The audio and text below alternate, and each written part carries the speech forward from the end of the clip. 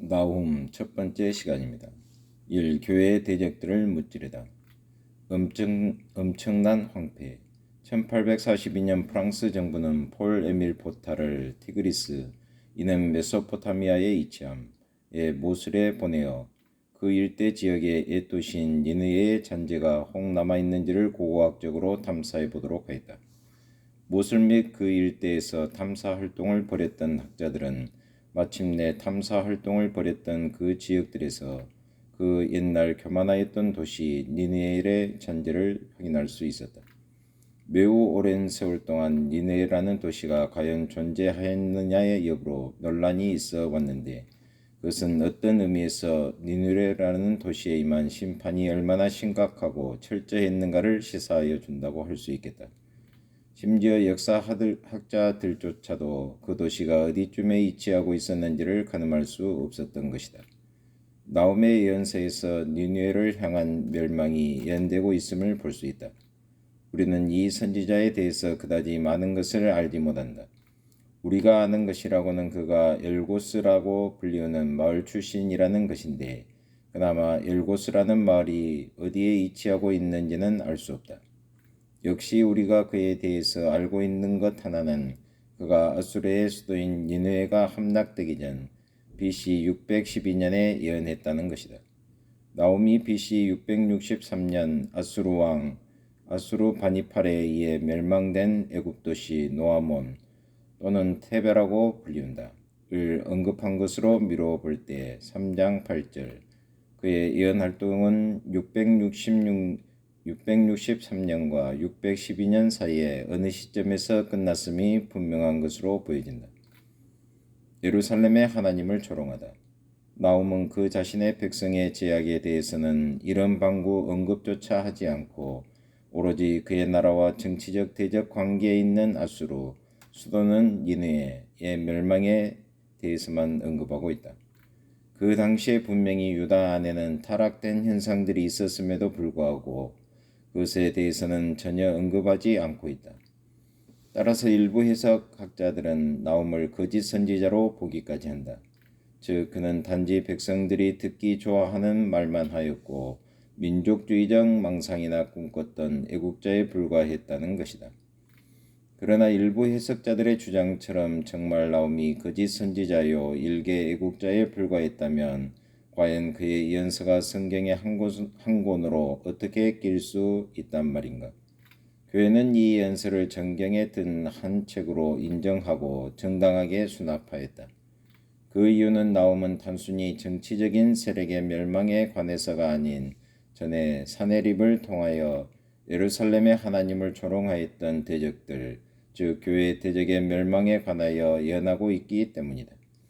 따라서 나훔의 메시지를 그 당시의 상황에 적용되는 것으로만 보기보다는 역시 우리 시대에도 적용되는 말씀으로 보아야만 한다. 속국. 나훔의 예언은 특별히 그가 처한 시대와 관련이 있었다. 역시 아수르의 힘에 의해 영향을 받았던 유다 백성들에 대해 생각하라. 그리고 우리는 유다가 오랫동안 아수르의 속국이었다는 사실을 놓치지 않아야만 한다. 요시야 왕이 치세하던 때에야 비로소 유다는 아수르의 지배로부터 자유롭게 되었다. 속국이 되는 것은 정치적 면에서뿐만 아니라 종교적인 면에 있어서도 마찬가지의 결과를 가져온다. 강대국의 속국이 된 나라는 단순히 금전상의 정해진 액수뿐만 아니라 역시 위대한 정복자들의 신들께 감사하는 뜻으로 조공을 바쳐야만 했다. 그러한 시대에 감히 자신의 태도를 분명히 한 신실한 신자가 얼마나 있었겠는가.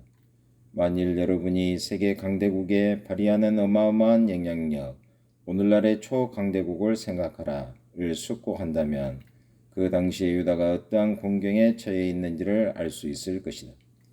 여호와의 땅에 아수르의 바람이 불고 있었다. 회복된 영광. 나훔이 아수르의 파멸에 관하여 예언했을 때 그는 요시아의 종교개혁 운동에 힘을 불어넣어 주었으며 이스라엘의 경건한 자들에게 위로를 부여해 주었을 것임에 틀림없다.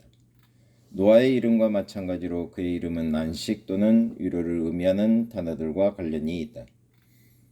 그가 심판의 메시지를 외칠 때 우리는 그 메시지 속에 있는 구원의 약속을 발견한다. 그 복음의 소리는 곧 유다가 절기를 지킬 수 있고 야곱의 영광은 회복되며 또한 포도원의 옛 포도나무가 다시 자랄 것이라는 것이었다. 1장 15절로 2장 2절. 그렇다.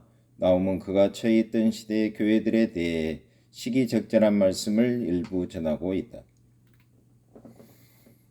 말살하다. 그의 말씀은 곧 우리가 들을 필요성이 있는 것이다. 니느웨에 이어 그 나라 자체의 영광을 추구하던 또 다른 나라 바벨론이 등장하였다. 오늘날 역사는 각기 독특한 이데올로기를 가진 제국들이 잇따라 일어나 물고 물리는 역사를 반복해 오고 있다. 그러나 니느웨가 말살당할 때처럼 여호와께서는 어느 날 인간의 모든 능력을 말살하실 것이다. 이스라엘의 영광이 회복될 메시아의 왕국은 가까워지고 있다. 다니엘이 보았던 돌은 그 모든 제국들을 때릴 것이요 지구를 채울 것이다. 모든 대적은 그리스도께 속하게 될 것이다. 모든 대적들의 저항이 분쇄될 때에야 비로소 하나의 새로운 왕국이 전적으로 설립될 것이다. 고린도전서 15장 25절, 히브리서 2장 8절, 요한계시록 19장 11절로 16절.